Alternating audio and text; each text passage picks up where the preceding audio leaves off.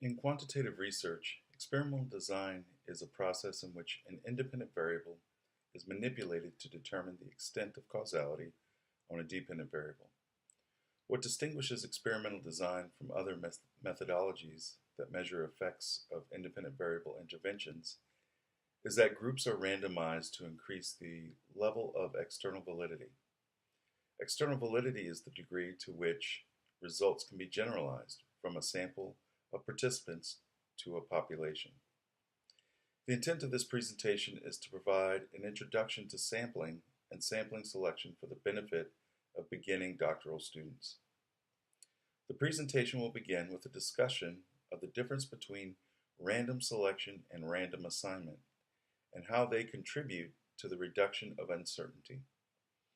There will then be an explanation of how random selection and assignment aids the researcher in minimizing experimental error and validity issues. There will also be a critique of 3 sampling methods with a discussion of the procedure and positive applicability of each. Throughout the presentation, there will be a discussion of example research studies that demonstrate the discussion points. As a doctoral student, it is imperative to understand the framework of various research methodologies to develop the ability to critically analyze research that may be applied to one's own research. To the beginning researcher, the terms random selection and random assignment may seem to be the same process. However, there is a hierarchical difference between these 2 experimental procedures. Random selection is a process in which participants are selected from a population for inclusion in a quantitative experimental study. Randomness associated with selection from a population should lack a pattern or system. For instance, choosing every odd-numbered participant from a list would constitute a discernible pattern and not qualify as random selection. Using a computerized random number generator to select participants will qualify, as random number generators use no discernible pattern to choose from a population. Random assignment is a process in which participants that were selected from the population are assigned to an experimental or control group associated with the experimental design of this study. The randomness of assignment can be accomplished through similar means as selection. With an understanding of random selection and random assignment as described, one can see that they are distinguished by the pool in which they are drawn from. Random selection draws from the larger pool, the population. Random assignment draws from the already selected set of participants from the original pool. Random selection and random assignment are important in that they reduce the amount of uncertainty associated with experimental treatment or intervention as the cause of dependent variable change.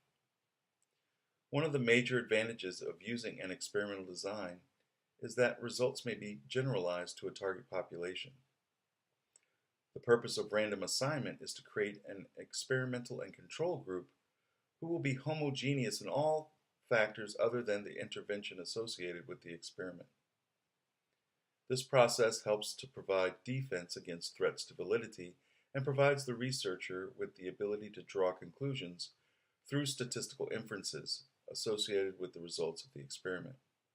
For instance, if a researcher wanted to study the extent to which computer-based instruction versus traditional teaching methods affects mathematics learning outcomes in 9th graders of a high school, the researcher could randomly assign students to either the computer-based math classes or the traditional class through a random number generator to determine which sample of students could be involved in the study. This would constitute the random sample of the population of 9th graders. Once the sample of participants has been determined, further use of a random number generator could randomly assign each sample participant to either the computer-based instruction class or the traditional class.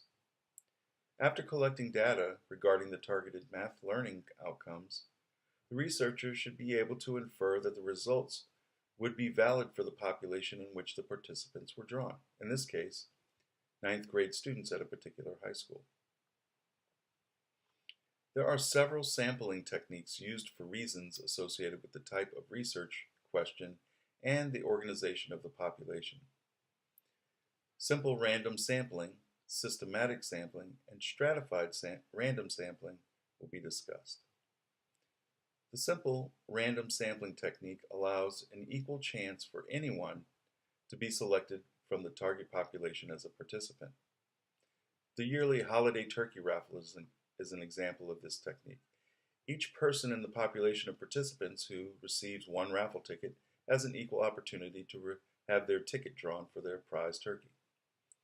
The major benefit associated with a simple random sample is that the results of an experiment should be generalizable to the target population in which the sample was drawn. The Tennessee class size experiment is an example of the simple random sampling technique applied to an educational setting. The purpose of the experiment was to determine to what extent a reduction in class size would have on elementary student academic achievement. In this experiment, students and teachers were randomly assigned through a simple randomized technique by the researchers among 79 elementary schools across Tennessee. By doing so, the researchers were able to affect policy change regarding maximum class sizes within Tennessee. What is interesting to note is that through statistical validity measures, the researcher determined that the conclusions from this experiment were only valid for school systems with similar populations as that of Tennessee. Systematic sampling is a technique in which every nth participant is selected from a target population.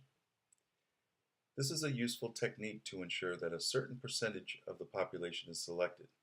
For instance, if a researcher wanted to get a sample of 10% of a population of 1,000, they could select every 10th name from the population list of 1,000.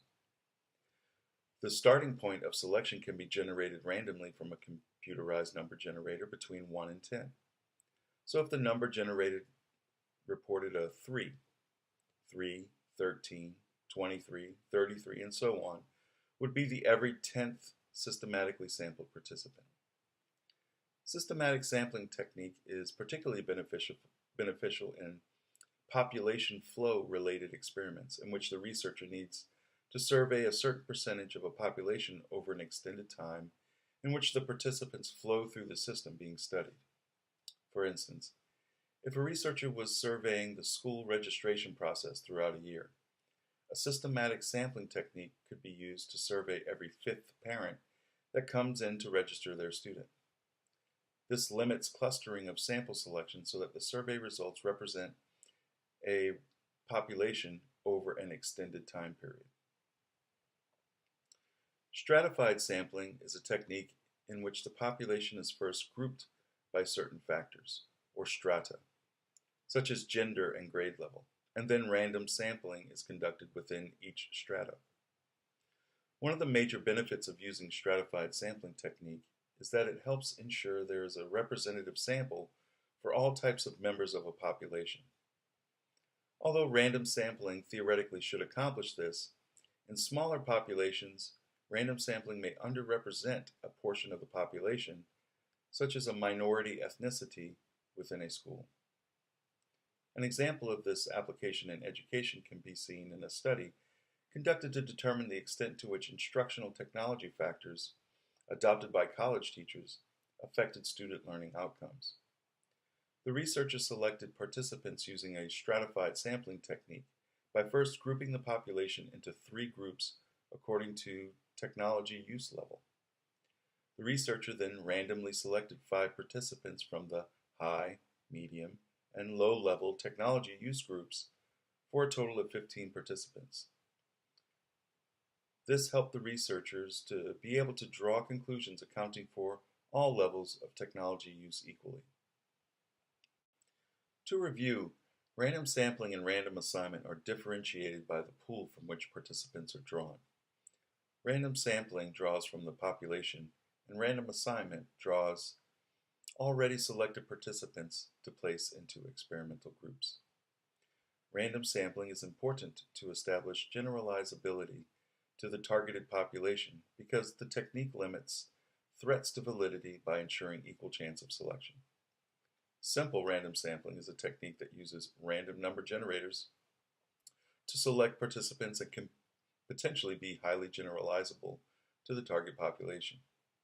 Systematic selection technique is accomplished by choosing every nth person from a population and is very useful in situations where time and flow are factors among the target population. Stratified sampling technique occurs when researchers group the population by factors such as gender and then randomly select a given number from each group to ensure equal representation of a population by the sample. As doctoral students, it is important to be familiar with these experimental processes for the purpose of one's own research and to develop critical analysis of research skills.